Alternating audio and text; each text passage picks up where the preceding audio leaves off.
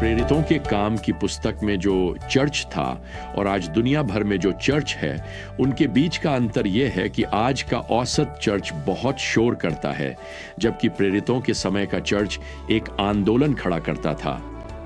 आप जानते हैं, बहुत सारी हलचल होना एक बात है, लेकिन आगे की दिशा में बढ़ना दूसरी बात है। यह संभव है कि हमारे पास बहुत सारे कार्यक्रम हों, लेकिन शक्ति बहुत कम हो। और सच कहूं तो यह बहुत से मसीहियों के लिए एक झटका होता है जब वे यह जान पाते हैं कि प्रेरितों के काम अध्याय 1 की 5वीं आयत में पवित्र आत्मा के बपतिस्मे का जो वादा किया गया था, वह कभी भी अपने आप में अंत नहीं था, बल्कि इसका उद्देश्य एक आत्मिक जागृति लाना था। तो आज के लिए आइए हम वापस चलते हैं और इन प्रारंभिक शिष्यों के साथ जुड़ते हैं, जब पुनरुत्थित प्रभु उन्हें प्रेरितों के काम 1:8 में कुछ अंतिम शब्द देते हैं। परंतु जब पवित्र आत्मा तुम पर आएगा, तब तुम सामर्थ पाओगे और यरूशलेम, सारे यहूदिया और सामरिया में और पृथ्वी के छोर तक मेरे गवाह बनोगे। अब यीशु के इन अंतिम शब्दों के अनुसार किसी कलीसिया का मापदंड उसके सदस्यों की संख्या नहीं है, बल्कि उसके मिशन के प्रति उसकी आज्ञाकारिता है। और फिर हर विश्वासी के लिए परिपक्वता की पहचान यह नहीं है कि आपने बाइबल का कितना ज्ञान प्राप्त किया है, बल्कि यह है कि आप बाइबल के कितने हिस्से को अपने जीवन में उतार रहे हैं। ठीक है, आइए यहां थोड़ा पीछे चलते हैं और प्रभु द्वारा दी गई इस विशेष सामर्थ्य के वादे की पृष्ठभूमि तैयार करते हैं। लूका यहां 6 पद में लिखते हैं, तो जब वे इकट्ठे हुए, उन्होंने उससे पूछा, प्रभु, क्या आप इस समय इज़राइल के लिए राज्य को पुनः स्थापित करेंगे? और उसने उनसे कहा, यह तुम्हारे लिए नहीं है कि तुम वे समय या अवसर जानो जिन्हें पिता ने अपनी ही अधिकार से निश्चित किया है। अब शिष्य यहां एक वैध प्रश्न पूछ रहे हैं। जैसा कि हमें 4 पद में बताया गया है, यीशु के शिष्य एक कमरे में एकत्रित हुए थे, लेकिन अब यहां 6 पद में वे एकत्रित हैं और वास्तव में जैतून पर्वत पर हैं। और हम यह जानते हैं क्योंकि प्रभु छत के माध्यम से ऊपर नहीं उठे, वे जैतून पर्वत से ऊपर उठे। 9वें पद में स्पष्ट रूप से लिखा है, जब उसने ये बातें कहीं, वे देख ही रहे थे कि वह ऊपर उठा लिया गया और एक बादल ने उसे उनकी आंखों से ओझल कर दिया। तो अब इस समय वे बाहर खड़े हैं, वे जैतून पर्वत पर हैं और वे जकरयाह की उस भविष्यवाणी से बहुत परिचित हैं जो प्रभु के आने वाले राज्य के बारे में है। जकरयाह लिखते हैं, उस दिन उसके पांव वो जैतून पर्वत पर खड़े होंगे और जैतून पर्वत 2 भागों में बंट जाएगा। जकरयाह 14:4। तो यहाँ पुनर्जीवित मसीह हैं, उनके पांव जैतून पर्वत पर हैं और इसलिए उन्होंने सही तरीके से पूछा, प्रभु, क्या अब है? देखिए, वे आने वाले राज्य की सच्चाई के बारे में सही हैं, वे बस राज्य के समय के बारे में गलत हैं। आप देखिए, एक ऐसी बात थी जिसे परमेश्वर ने अपने पुराने नियम के भविष्यद्वक्ताओं जैसे जकरयाह को प्रकट नहीं किया था। उन्हें यह प्रकट नहीं किया गया था कि उसकी पहली और दूसरी आगमन के बीच कुछ बिल्कुल नया बनाया जाएगा, और वह निश्चित रूप से नया नियम की कलीसिया है, और वह युग या व्यवस्था अनुग्रह का युग है।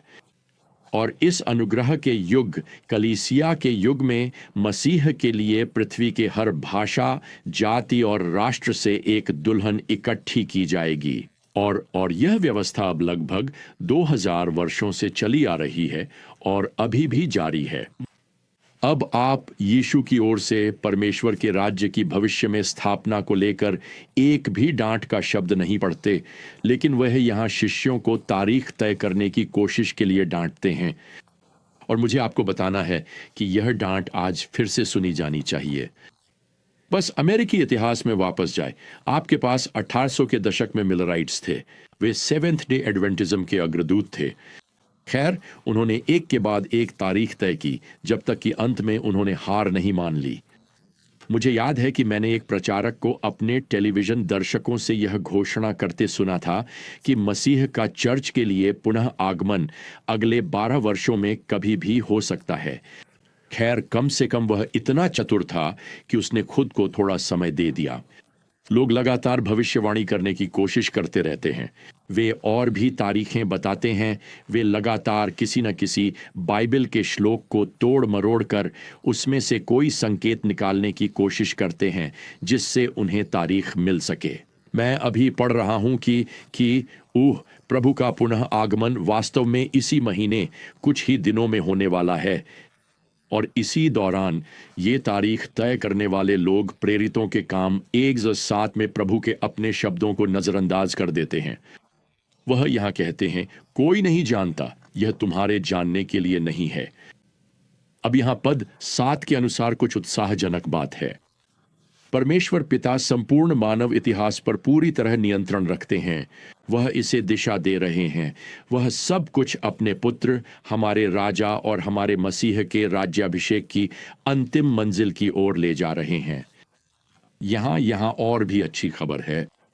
अगर परमेश्वर मानव इतिहास को नियंत्रित कर सकते हैं तो वह तुम्हारे इतिहास को भी नियंत्रित कर सकते हैं और तुम्हारे भविष्य को भी। अब यीशु यहां आगे बढ़ते हुए उन्हें कुछ ऐसी बात बताते हैं जो वे जान सकते हैं। पद 8, परंतु जब पवित्र आत्मा तुम पर आएगा तब तुम सामर्थ पाओगे। वे प्राप्त करने जा रहे हैं सामर्थ। यूनानी शब्द है डुनामिस। इसी से हमें डायनामाइट या डायनामिक शब्द मिलता है। वह कह रहे हैं कि तुम्हारे जीवन में एक गतिशील शक्ति काम करने वाली है। अब मैं नहीं चाहता कि तुम गलत समझो प्रियजनों, प्रभु यहां किसी निर्जीव शक्ति की बात नहीं कर रहे हैं। वह वास्तव में एक वास करने वाले व्यक्ति की बात कर रहे हैं। यीशु कहते हैं कि पवित्र आत्मा उसके शिष्यों पर आएगा, और वैसे वहां कोई पूर्ण विराम नहीं है। वाक्य आगे बढ़ता है, जब वह उन पर आएगा तो क्या होगा? यीशु कहते हैं, तुम मेरे गवाह बनोगे। यीशु कहते हैं, परमेश्वर का आत्मा उन्हें और आपको और मुझे मसीह की ओर से गवाह बनने के लिए सामर्थ देगा। अब इसका मतलब यह नहीं है कि परमेश्वर का आत्मा परमेश्वर के पुत्र से कम महत्वपूर्ण है। वे दोनों समान रूप से परमेश्वर हैं। इसका उनके स्वरूप से कोई लेना देना नहीं है। वे दोनों स्वरूप में समान रूप से दिव्य हैं। यह पूरी तरह से उनके कार्य से संबंधित है। पवित्र आत्मा वह बन जाएगा जिसे हम नए जागरण के लिए विज्ञापन एजेंसी कह सकते हैं, जो सुसमाचार और यीशु मसीह के व्यक्ति के माध्यम से आता है। और मुझे आपको बताने दीजिए, आजकल जो आंदोलन पवित्र आत्मा से कुछ अनुभव करने या पवित्र आत्मा में और अधिक सामर्थ्य के लिए प्रार्थना करने पर केंद्रित हैं, वे वास्तव में असली बात को चूक रहे हैं। मुद्दा यह है, और भी अच्छा कहें तो यही प्राथमिकता है।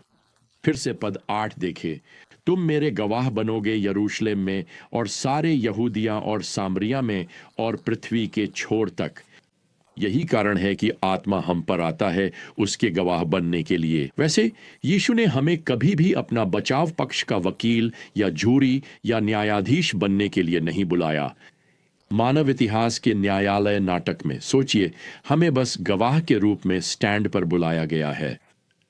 और गवाह क्या करते हैं? वे बस वही व्यक्तिगत गवाही देते हैं जो उन्होंने देखा है, जो मसीह ने उनके अपने जीवन में किया है। अब यीशु के स्वर्गारोहण के बाद और चेलों के यरूशलेम नगर में लौटने के बाद पद 14 हमें बताता है, ये सब एक मन होकर प्रार्थना में लगे रहते थे। मुझे नहीं लगता कि गवाह बनने के लिए प्रार्थना से बेहतर कोई तैयारी हो सकती है। अब पद 15 में हमें बताया गया है कि चेलों का यह समूह बढ़कर लगभग 120 व्यक्तियों का हो गया था। फिर यहां पद 16 से 20 में पतरस हमें यहूदा की आत्महत्या और उसके पेट फटने के बारे में कुछ और विवरण देता है।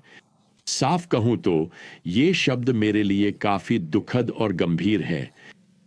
लेकिन फिर पतरस यहां भजन संहिता 109 के पद 8 से उद्धरण देता है, जिसे वह 12 प्रेरितों को पूरा करने के लिए एक और चेले के चयन की आवश्यकता पर लागू करता है।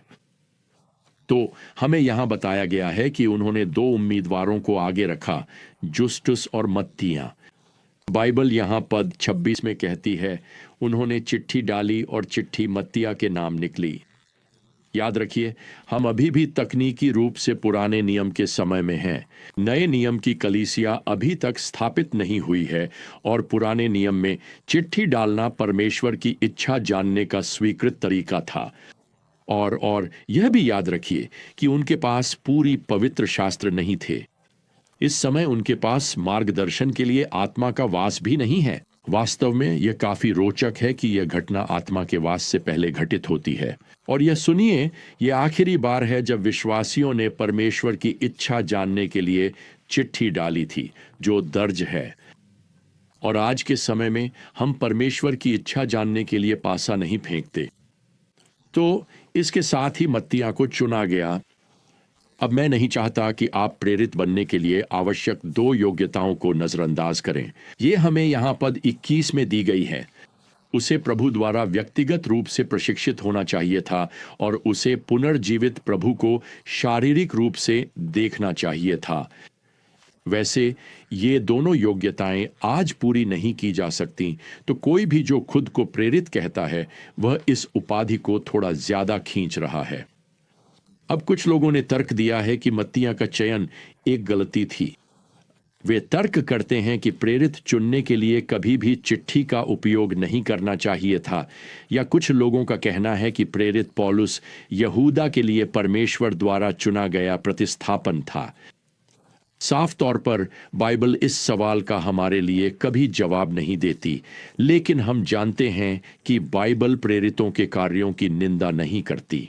प्रभु जब वह इस ग्रंथ को प्रेरित करते हैं तो हमें कोई चेतावनी का शब्द नहीं देते। वास्तव में इस निर्णय को लेने से पहले वे कुछ समय तक एक साथ प्रार्थना करते रहे थे।